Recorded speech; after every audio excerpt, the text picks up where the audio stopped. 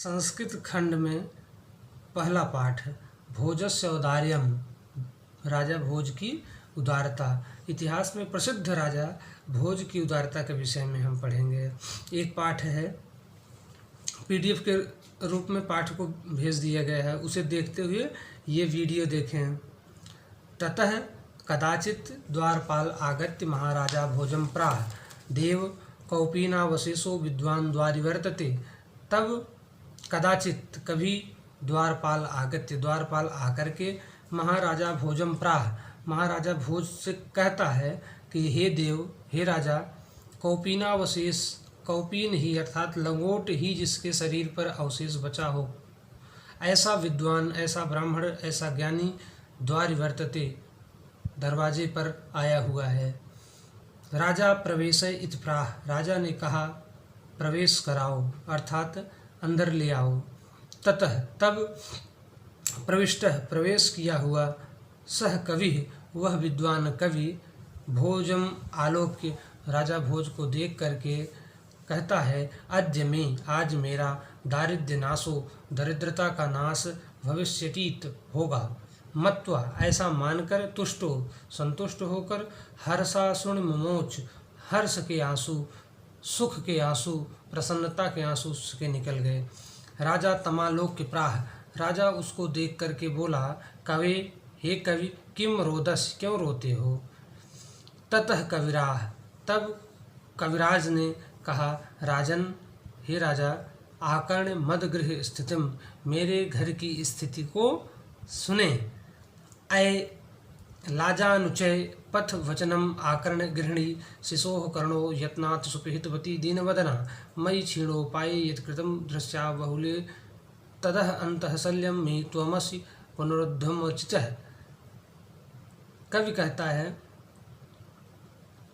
कि कीले ले लो, लावे ले लो, पथ पर, रास्ते पर, वचनम आकर्ण, ऐसा वचन सुन करके, गृहिणी, मेरी घरवाली, मेरी स्त्री, शिशोह, बच्चों के, कर्णों, कानों को, यत्नात्, बलपूर्वक, सुपहितवती, ढक दिया।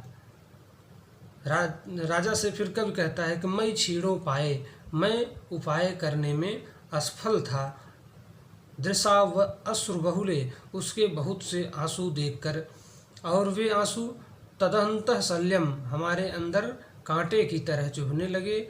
मैं तुमस पुनरुद्धर्म मुचितः, कि इस कांटे से उद्धार करने में आप ही उचित हैं, अर्थात आप ही समर्थ हैं।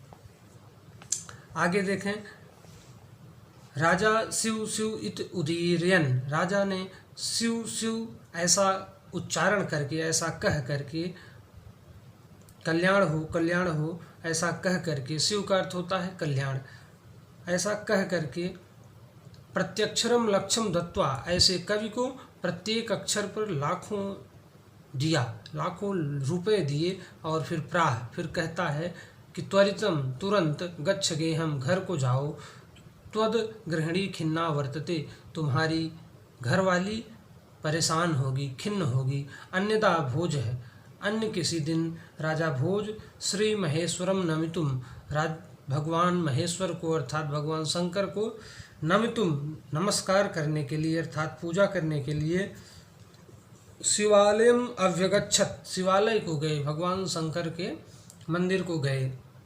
तदा, तब कोई ब्राह्मण राजानम, राजा से, शिव सन्निधौ, शिव के पास अर्थात भगवान शंकर की मूर्ति के पास, प्राह, कहा देव, हे देवता, हे राजा, अर्धदान वैरिणा, आधा दानों के वैरी अर्थात विष्णु ने, गिरजाप्यर्धम, आधा गिरजा ने, शिवस्या हृतम, शिव को हर लिया, अर्थात शिव को मतलब यह कि कल्याणकारी चीज़ों को, शिव का मतलब होता है कल्याणकारी, आधी कल्याणकारी चीज़ों को गिरजा ने हर लिया, अपने पास रख लिया, आधा दानवों के वैरी विष्णु ने। देवत्थम जगती तले, और राजा देवत्थम, इस संसार में जगती चले, पुरहरा भावे, मंगल का, सुख का अभाव हो गया, समुन्मीलत दिखाई देता है। गंगा सागरम, गंगा इसी कारण सागर को चली गई। अंबरम शशिकला, और शशि अर्थात चंद्रमा वह अंबर को, आकाश को चला गया। नागाधिपः क्षमातलम, और नागाधिपः नागों के अधिपत वो रसातल को चले गए। सर्वज्ञत्वम, और सर्वज्ञता, सब कुछ जानने का गुण, त्वम आपके हे अधीश्वर, गमतः चला गया, कि हे अधीश्वर सब कुछ जानने का गुण हे राजा आप पर चला गया। माम तु भिक्षाटनम, और मुझे तो केवल भिक्षा ही प्राप्त हुई। राजा तुष्ट, राजा कवि की इस रचना पर संतुष्ट होकर तस्मय उसे प्रत्यक्षरम, एक एक अक्षर पर लक्षम ददौ, लाखों दिया। अन्यदा, अन्य किसी दिन राजा समुपस्थिता, उपस्थित सीताम प्राह, सीता नामक किसी कवयित्री से प्राह कहता है कि देव हे कवयित्री, प्रभातम वर्णय, प्रभात का वर्णन करो। सीता प्राह, सीता कहती है विरल विरलाः स्थूलस्ताराः कलाविव सज्जना, विरल विरलाः स्थूलस्ताराः, बड़े बड़े तारे, स्थूल तारे विरल विरल हो गए हैं। कैसे? जैसे कलाविव सज्जना, जैसे कलयुग में सज्जन दूर दूर दिखाई देते हैं, अर्थात कम दिखाई देते हैं। सीता नामक कवयित्री से कहता है कि देवी प्रभातम वर्णय, प्रभात का वर्णन करो। सीता प्राह, सीता कहती है प्रभात का वर्णन, अर्थात सुबह का वर्णन करते हुए कहती है कि विरल विरला स्थूलस्तारा, कि बड़े बड़े तारे ऐसे विरल विरल हो गए हैं, दूर दूर हो गए हैं। जैसे कलाविव सज्जना, जैसे कलयुग में सज्जन कम दिखाई देते हैं, अर्थात दूर दूर दिखाई देते हैं। मन यु मुनेः, मन जो है वो मुनियों की तरह है। सर्वत्रैव प्रसन्न भूनभः, मुनियों के मन की तरह है, मुनियों के मन की तरह पृथ्वी और नभ, पृथ्वी और आकाश सभी जगह प्रसन्न है।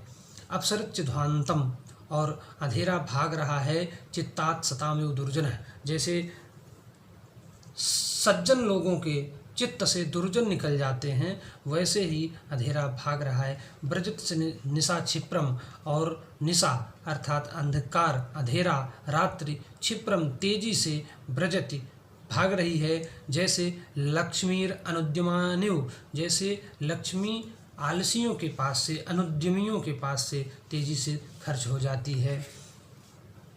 राजा तस्य लक्ष्यम दत्वा, राजा ने उसे भी अर्थात सीता कवित्री को भी लाखों दत्वा देकर कालिदासम प्राह, कालिदास नामक कवि से कहा सखे, हे सखी, सखे हे मित्र, तुमअपि आप भी, तुम भी प्रभातम वर्णय, प्रभात का वर्णन करो। ततः कालिदास प्राह, तब कालिदास ने कहा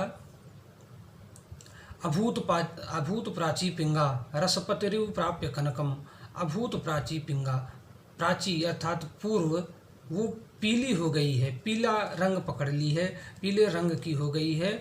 जैसे रसपतरिव अर्थात पारा, प्राप्य कनकम, कनक को प्राप्त करके, सोने के बगल में अगर पारा रख दिया जाए तो जैसे पारा पीला रंग का हो जाएगा, ठीक वैसे ही प्राची दिशा, पूर्व दिशा जो है वो प्रातः के समय पीली हो गई है। गतश्छाया चंद्रो बुध जने युग्राम में सदस्य, और चंद्रमा की छाया ऐसे चली गई है, चंद्रमा का प्रकाश ऐसे बीत गया है जैसे बुद्ध जनों के बीच से, ज्ञानियों के बीच से ग्राम में सदस्य, ग्रामीण लोग अर्थात गंवार उठकर चले जाते हैं। क्षणम क्षीणस्तारा नृपते इवा अनुद्यम पराह, और क्षण क्षण, प्रत्येक क्षण तारे ऐसे क्षीण हो रहे हैं जैसे नृपतियों, राजाओं के अनुद्यमी होने पर लक्ष्मी उनसे दूर हो जाती हैं। न दीपा राजन्ते द्रमण रहिता नामे गुणाः, और एक भी दीपक नहीं प्रकाशित हो रहे हैं, ऐसे जैसे गुण से रहित राजा के गुण प्रकाशित नहीं होते हैं। राजा अति संतुष्ट है, राजा बहुत संतुष्ट हुआ, तस्य उसमें उसे तस्मय उस कवि को प्रत्यक्षरम एक एक अक्षर पर लक्षम ददो लाखों रुपया दान किया। आज इतना ही। अब अगला पाठ अगले वीडियो में। धन्यवाद।